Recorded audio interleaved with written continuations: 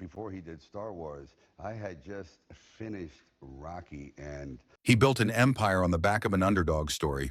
Rocky, Rambo, films that changed cinema forever. But what most people don't know is this.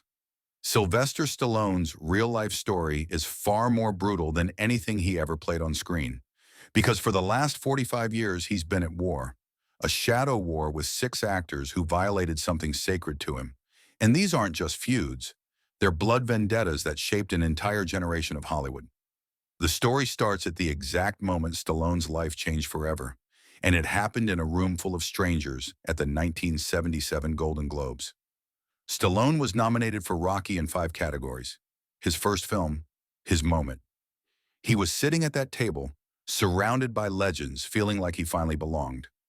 Then the announcer called out a name for New Star of the Year, a name that didn't belong to him, Arnold Schwarzenegger, an unknown bodybuilder from Austria with an accent nobody could understand and muscles that made no sense.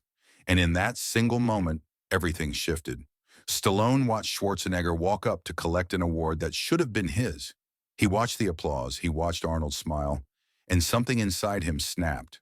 Not publicly, not then, but internally, a switch flipped. From that night forward, there was only one thought in his head. That man will not win. That man will not be bigger. That man will not be the king. What followed was 2 decades of psychological warfare disguised as competition. Arnold got offered Conan the Barbarian. Stallone didn't care. Arnold got offered The Terminator. Stallone made Rambo. Arnold made Predator. Stallone made Die Hard. Wait, no. He made something else. They were constantly tracking each other, constantly comparing box office numbers, constantly asking, who's bigger? Who's stronger? Who's the real action star? Then came the moment that proved Stallone's ruthlessness. He deliberately sabotaged Arnold's career. Stop, or My Mom Will Shoot came out the same summer as Kindergarten Cop. Stallone didn't need the money. He didn't need another film. He literally produced a terrible movie just to tank Arnold's box office on the same weekend. That's not business. That's vengeance. The hatred was so visceral, so personal, that Stallone made Rocky IV just to mock him. The villain, a tall, muscular fighter with a European accent who represents cold, calculated power. Audiences didn't miss the message. Neither did Arnold. For 2 decades, these 2 titans refused to be in the same room, refused to acknowledge each other, refused to admit that maybe, just maybe, they made each other better. The competition between them elevated both their careers to legendary status, but they were too proud to see it. It only ended when business forced them together. Planet Hollywood. They had to have dinner meetings. They had to smile for photographers. And somewhere in those forced conversations, something unexpected happened. They realized they'd been wrong, not about their competition, but about the alternative, admitting that the other guy mattered. But even that reconciliation wasn't enough to make Stallone forget. Because there was a man who did something far worse than competition. He did something unforgivable. Richard Gere's name still makes Stallone's jaw clench. On the Cotton Club, they were supposed to be equals. 2 leads in an ambitious film. But from day one, Gere carried himself like he was the only real actor on set. He'd make comments about Stallone's script suggestions. That's not how real drama works, he'd say.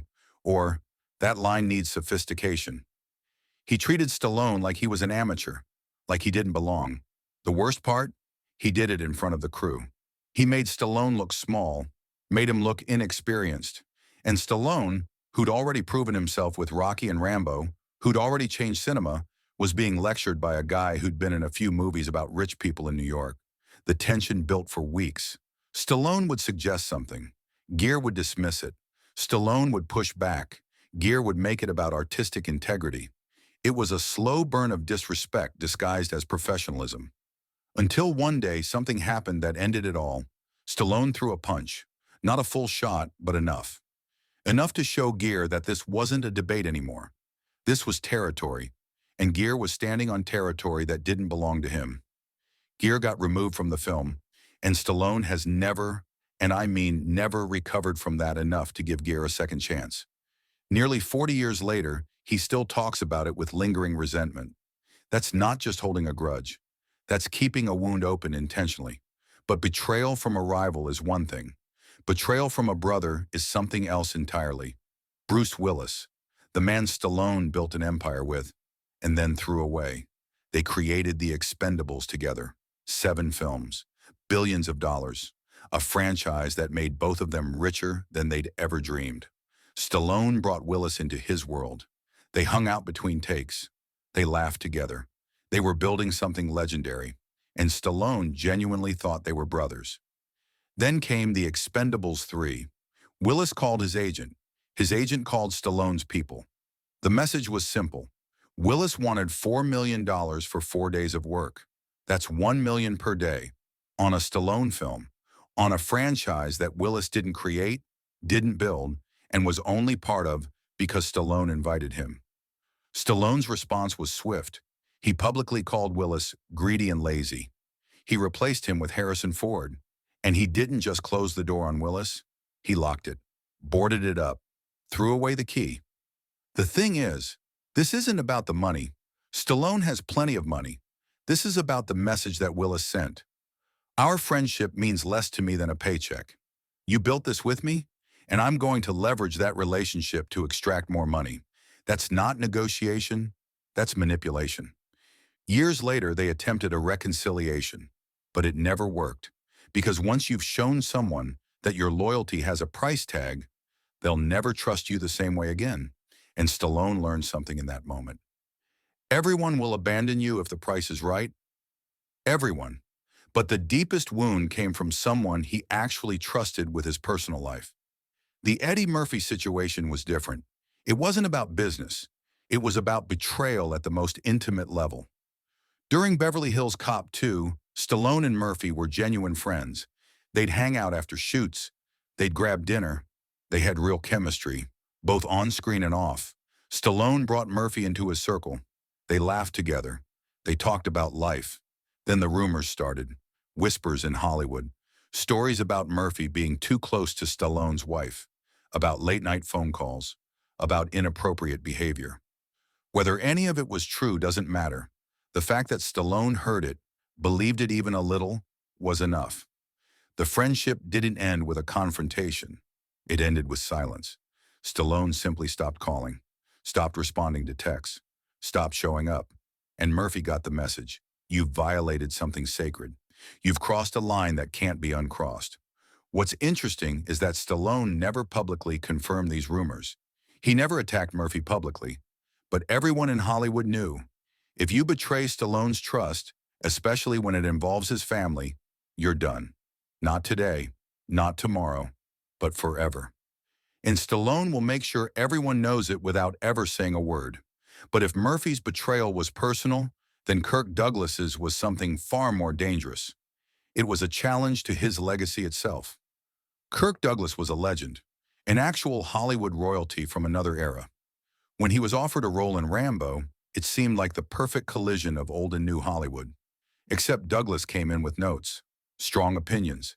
He believed Rambo should die at the end. He pushed against Stallone's vision. He said things like, "I've been doing this for 50 years. I know what works." That's when Stallone made a choice. No, not "let's discuss it," not "I'll consider it," just no. He pushed back. He defended his vision. And when Douglas ultimately left the production, there was an understanding that they could never work together again. Because Stallone had learned something critical. The moment you let someone reshape your vision, you've given them control of your legacy. And your legacy is the only thing that's truly yours in Hollywood. This is why Stallone has become so territorial about his franchises. Rocky, Rambo, The Expendables.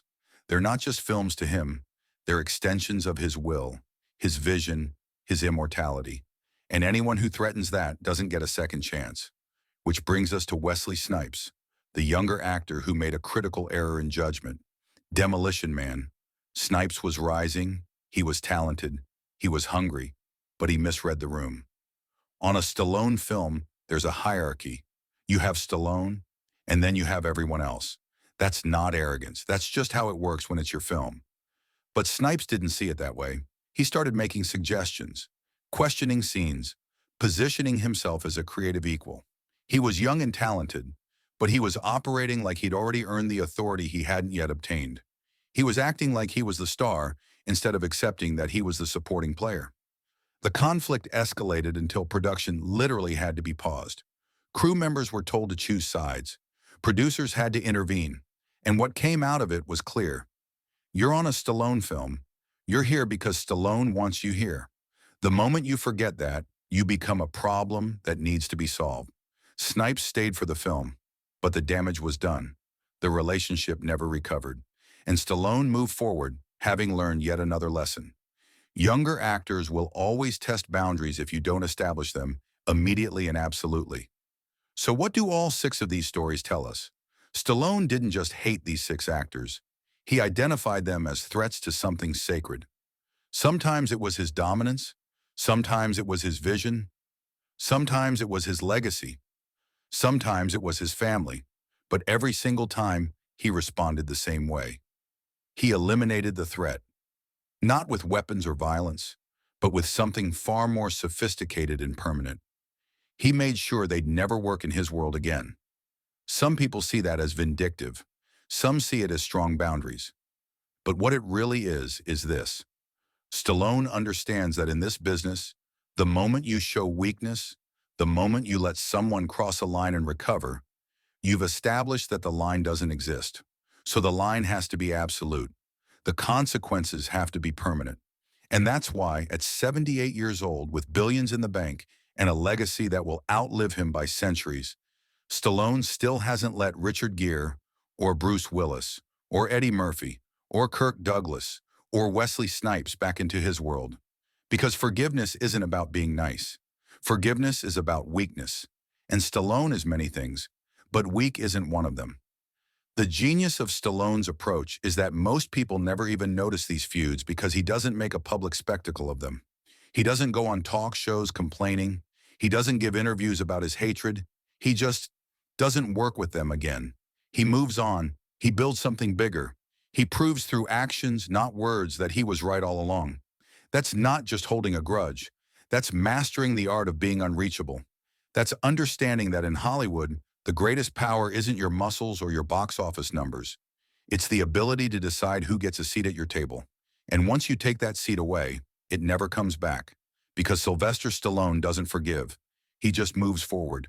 And he makes sure everyone's watching when he does. Make sure you're subscribed to Celeb Deja Vu for more untold stories from inside Hollywood. Because the people on screen are very different from the people behind closed doors, and we're here to show you the difference. Hit that subscribe button now, because the next video might expose something you thought you knew about your favorite celebrity.